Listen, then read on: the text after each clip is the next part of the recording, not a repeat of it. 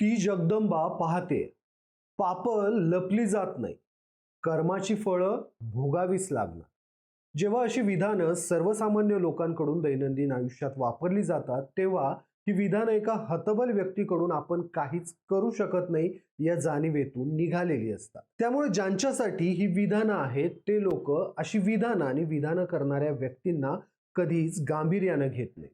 पण तिथंच अशी विधानं जर राजकीय पक्षातील वजनदार पदांवर असणारे नेते आपल्याच पक्षातल्या वरिष्ठ नेत्यांबाबत म्हणत असतील, तर मग मात्र अशा विधानांना गांभीर्यानं घ्यावं लागतं. कारण अशी विधानं एखाद दुसरा पदाधिकारी करत नसतो, तर आणखीनही पक्षातील वजनदार पदाधिकारी अशी साम्यस्थळं असणारी विधानं करतात. तेव्हा हा आवाज फक्त त्या पदाधिकाऱ्यांचा आहे की पक्षातील बहुसंख्य नेते आणि कार्यकर्त्यांच्या म्हणण्याला या पदाधिकाऱ्यांनी शब्द दिलेत, असा प्रश्न पडतो.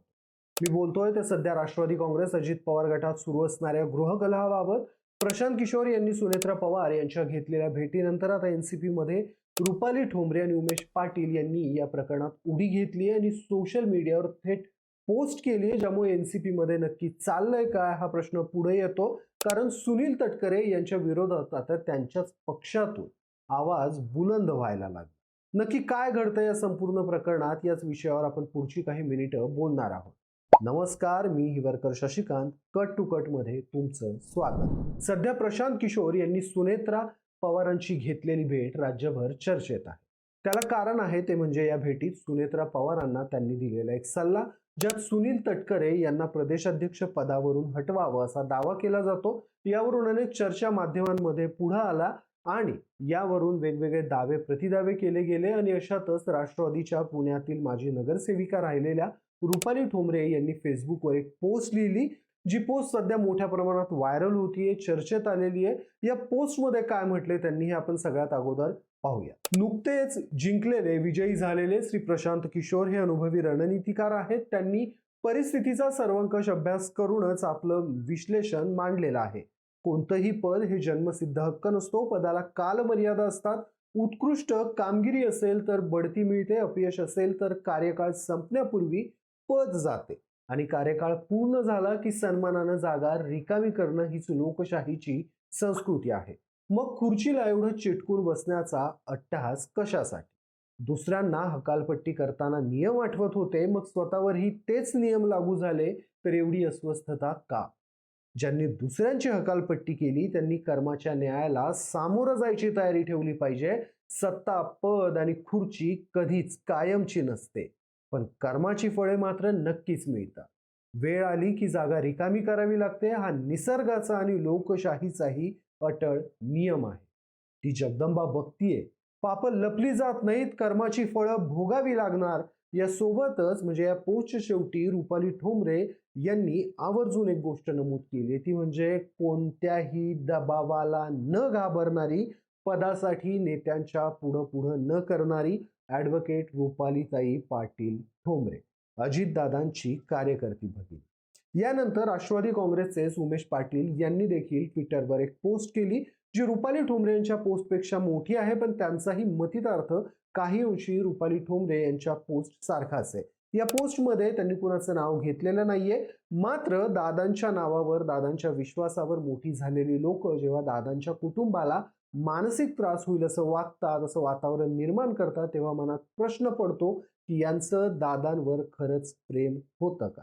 असा प्रश्न त्यांनी आपल्या पोस्टमध्ये उपस्थित केलाय. यानंतर जेव्हा माध्यमांनी उमेश पाटलांना विचारलं की ही पोस्ट कुणासाठी आहे, त्यावेळी उमेश पाटलांनी या अनुषंगानेही थेट कुणाचं नाव घेतलेलं नाही.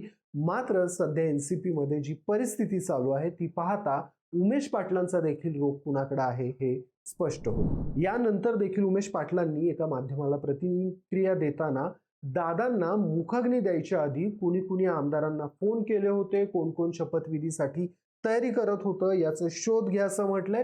आणि यावरून पुन्हा एकदा स्पष्ट झालं की उमेश पाटलांना नक्की काय म्हणायचंय आणि कोणाला म्हणायचंय. रुपाली ठोंबरे आणि उमेश पाटील या दोघांचाही रोख थेट सुनील तटकरेंकडे आहे हे स्पष्ट होतं. इव्हन रुपाली ठोंबरे तर म्हणाल्या देखील की कदाचित उमेश पाटील नाव घ्यायला घाबरत असतील. तिथंच या सगळ्या गोष्टींवर आता सुनील तटकरेंनी देखील प्रतिक्रिया दिली.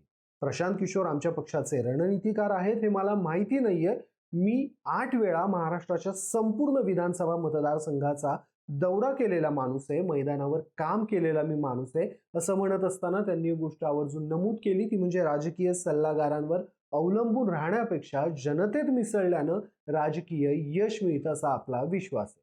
त्यामुळे कुठे ना कुठं सुनील तटकरे हा सल्ला उपरोधिकपणे कुणाला देत आहेत याची देखील उत्सुकता सर्वांनाच लागून राहतीये.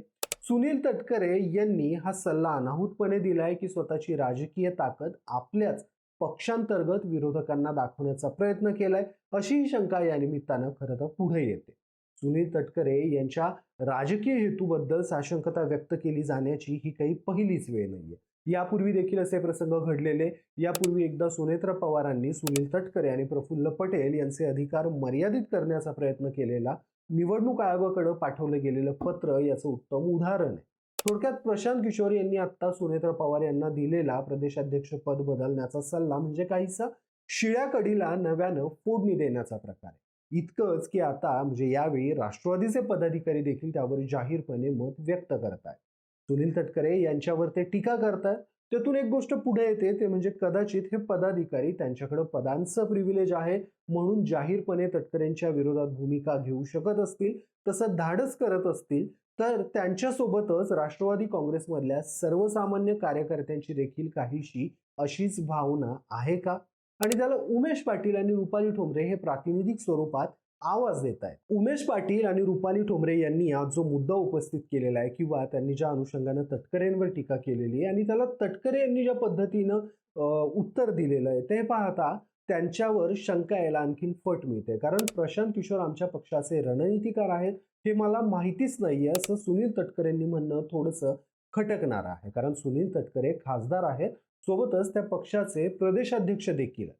आणि प्रशांत किशोर आज मी तिला देशातले सगळ्यात यशस्वी, सगळ्यात चर्चेत असणारे राजनीतिकार आहेत. त्यामुळं तुमच्या पक्षाच्या प्रमुखांना ते जर भेटत असतील आणि प्रदेशाध्यक्ष म्हणून तुम्हाला या गोष्टींबद्दल कल्पनाच नसेल तर ही गोष्ट पचायला थोडीशी जड.